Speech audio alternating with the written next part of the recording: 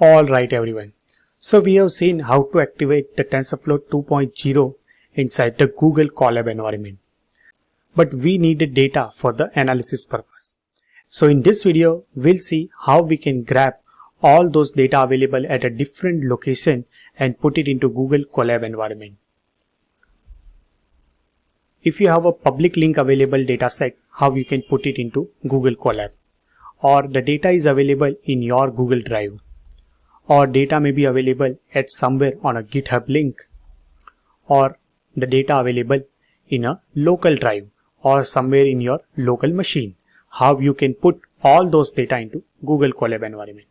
So let me just switch over to Google Colab and I'll show you what are the different ways you can put your data into Google Colab environment for the further analysis purpose. Alright everyone, so I have created one notebook file, the name upload data, and I have created the 4 section here: public link, Google Drive, GitHub link and local drive. So let's tackle all of them one by one. Here I have taken one sample link here, and let me just connect before that notebook file to the Google hosted environment for the computing purpose. So it start connecting and let it do its own job. Let's start our own job. So this is the place there is a one titanic.csv file resides. So let me open this URL into another tab and let's see how those data looks like. So you can see it's a tab separated data is available for all those passengers. Information has been reside inside this data who boarded those Titanic ship almost 100 years ago. So now let's say if we want to use this data for the analysis purpose. So we can use a simple Linux utility wget, and to write any system level command and to execute on a Google Colab environment, you can just simply start with the exclamation mark and all those Linux command can be executed.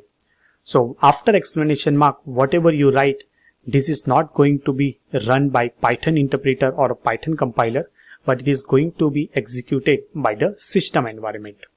So I'm just going to execute wget, and wget will do nothing but it will download it on a Google Colab environment.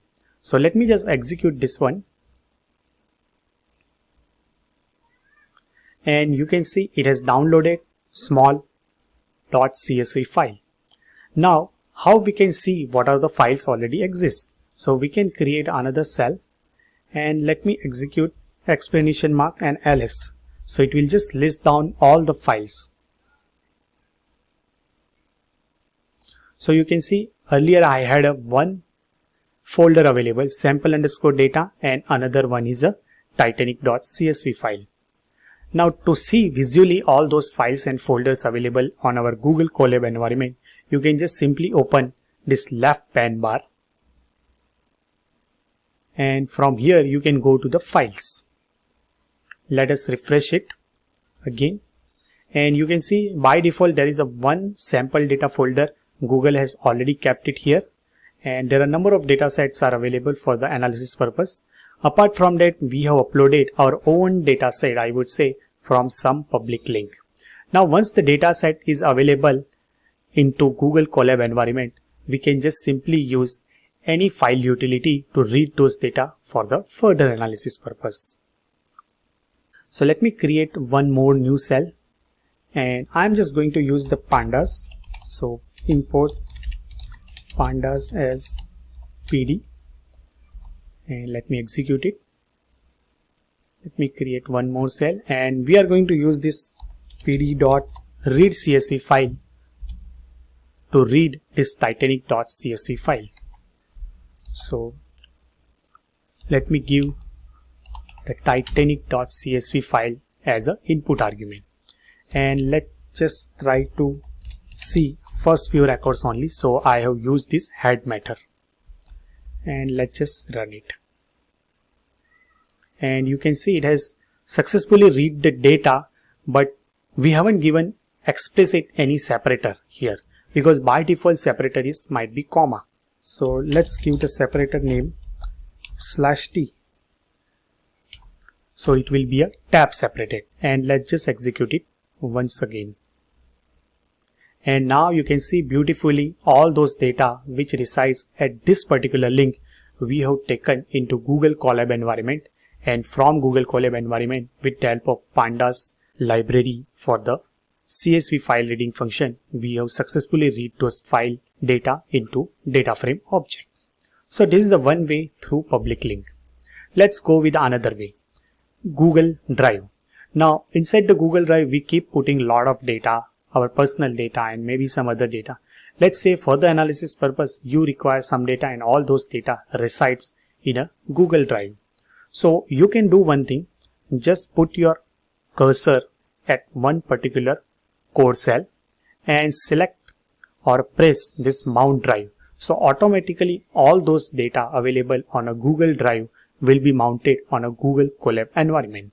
So let me just click on it, and you can see it has created a 2-line small code for us. It has done just importing part from google.colab import drive, and drive will be mounted to this particular location, content drive. So let's just execute it, and we'll observe here all those Google Drive data in my case will be available here. Now it requires some kind of authentication. So for authentication, let's go at this particular URL. So let me select it and open into new tab and allow me to give the permission. So I have this account. So I have allowed permission, allow, and it will generate one token code. So it says that please copy this code and switch to your applications. Let me just press this one and it has copied this one. Let me go to the Google Colab environment and let's put this authorization code here. And let's press enter. It's still executing. And you can see it has written us with mounted at /content/drive. Now let's just refresh it, or without refresh also it has appeared here. So from drive folder, inside the my drive, all those data resides in my drive. It has been situated or mounted at this particular location. Now once the data is available in a Google Colab environment, you can just simply use with the help of this reads_CSV file or any other file utility for the further analysis purpose. So that is how you can put all your data from Google Drive into a Google Colab environment. Let's go to the next one. Let's say either the data or either the programming code situated at some place on a GitHub, and you want to clone the full data included with the source code into a Google Colab environment. So you can just simply use, as usual we are doing, git clone command for cloning the whole repository. But as this is the system level command, we are starting with the explanation mark. So explanation mark git clone and the repository which I want to clone it on my Google Colab environment, and let me just execute it. So this is my another natural language processing course with Python, and it has already cloned it. Let me refresh this one, and you can see one more folder appears here. It has all those data plus source code available. Alright, so that is how you can get the data from the GitHub. Now the last one is a local drive. Let's say your data resides somewhere on a local system. So you can just simply use like a this command, upload, and let me go to the download, and I have one data set like a housing data.csv file. So let me just open it and it will just start uploading. So reminder, uploaded file will be deleted when this runtime will be recycled. So this is just for the temporary only, it says. Okay. So refresh it and those housing data.csv file appeared. We can just simply use pd.read_csv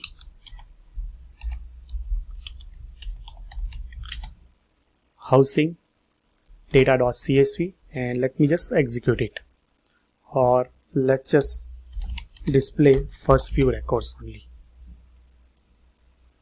Alright, so we have successfully read this housing data.csv file into our Google Colab. So that's all about this video. We have seen in this video how to grab and put or upload your data from varieties of different sources into a Google Colab environment.